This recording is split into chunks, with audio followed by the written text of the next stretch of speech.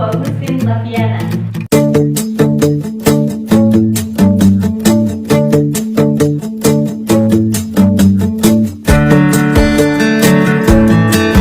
Kembali lagi di channel Agustin Laviana. Jangan lupa klik subscribe dan tanda lonceng.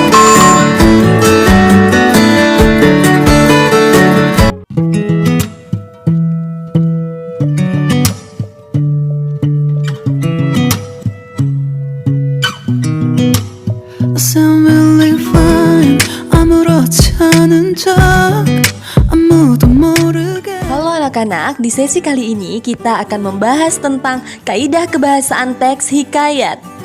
Kaidah kebahasaan yang akan kita bahas yaitu penggunaan konjungsi, kata arkais, dan gaya bahasa atau majas. Berikut yang pertama kita akan membahas tentang penggunaan konjungsi. Apa itu konjungsi? Konjungsi menurut Abdul Chair adalah kata-kata yang digunakan untuk menghubungkan kata dengan kata, klausa dengan klausa, atau kalimat dengan kalimat. Penggunaan konjungsi. Konjungsi atau kata penghubung sering digunakan dalam teks hikayat dan biasanya digunakan pada setiap awal kalimat. Dengan adanya kata penghubung, maka teks itu menjadi lebih menarik dan setiap kalimat atau kata bisa berhubungan dengan baik. Contoh konjungsi yang banyak dipakai untuk teks hikayat ini yaitu konjungsi kausal atau sebab akibat dan konjungsi temporal yang menyatakan hubungan waktu. Contohnya muncul dalam cerita hikayat. Serta, maka, jika, lalu, sesudah itu, sebelumnya, dan lain-lain. Contoh kutipan berikut ini. Maka berkeinginanlah istri Khojan Maimun untuk mendengarkan cerita tersebut. Maka Bayan pun berceritalah kepada Bibi Zainab. Maka merupakan konjungsi kausal yang menyatakan akibat. Berikutnya, untuk menceritakan urutan peristiwa atau kejadian digunakan konjungsi temporal, yaitu konjungsi yang menyatakan urutan waktu dan peristiwa. Contoh kutipan.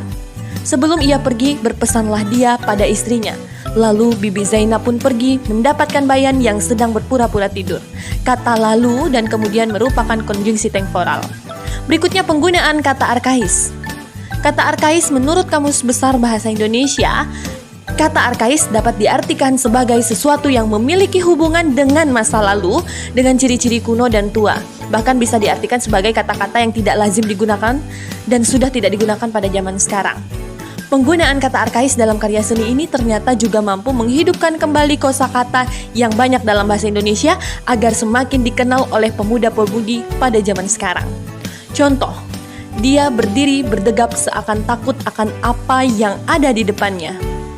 Di dalam kalimat tersebut, Anda akan menemukan adanya satu kata arkais yakni bedegap. Bedegap di sini bisa diartikan kuat dan tegap. Berikutnya kita akan membahas tentang gaya bahasa atau majas. Penggunaan majas dalam hikayat berfungsi untuk membuat cerita lebih menarik. Apa kalian tahu apa itu majas? Berikut akan dijelaskan tentang pengertian majas.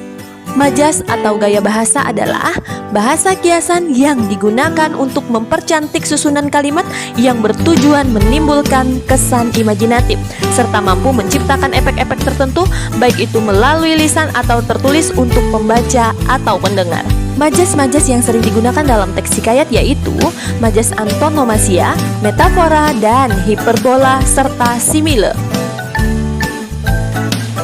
Meskipun sama-sama menggunakan gaya bahasa, tetapi gaya bahasa yang digunakan dalam hikayat berbeda penyajiannya dengan gaya bahasa dalam cerpen, novel, dan lain-lain. Berikut akan kita jelaskan tentang majas antonomasia. Majas ini termasuk ke dalam majas perbandingan yang menyebutkan sesuatu bukan dengan nama asli, melainkan dari karakter seseorang. Contoh, si gemuk, si miskin, si cerdik, si buta, dan lain sebagainya. Jadi nama tokoh disebutkan berdasarkan sifat atau karakternya. Berikutnya majas metafora, yaitu gaya bahasa yang menggunakan kata pembanding untuk mewakili hal lain atau bukan yang sebenarnya, mulai dari bandingan fisik, sifat, ide, atau perbuatan lain. Metafora digunakan untuk menggambarkan sesuatu yang seolah-olah adalah sesuatu yang lain, namun metafora bukan perbandingan, tetapi sebuah perumpamaan. Contoh, matanya indah seperti berlian. Contoh klisenya adalah, aku ini binatang jalang. Tentunya, aku bukanlah seekor binatang, namun seorang insan manusia. Beginilah bagaimana metafora diaplikasikan.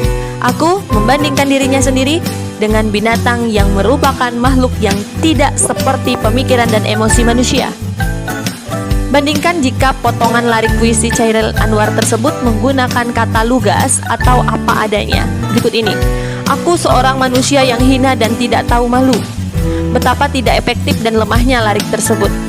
Bahkan untuk dijadikan potongan monolog, terlalu klise. Perhatikan kalimat-kalimat berikut yang menggunakan majas metafora. Pada kalimat yang pertama, tikus-tikus, yaitu maksudnya adalah koruptor.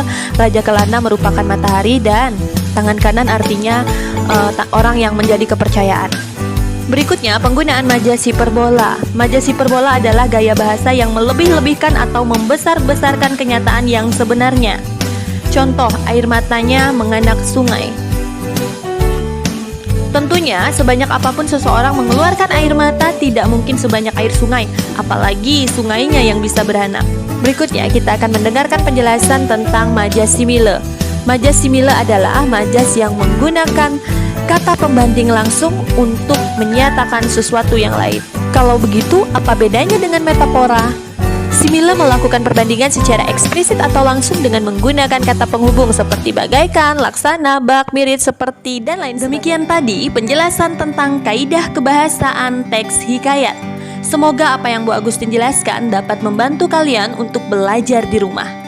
Oke anak-anak, pembelajaran daring di sesi kali ini sudah selesai. Tonton terus video pembelajaran Bu Agustin. Sampai jumpa di pembelajaran daring selanjutnya.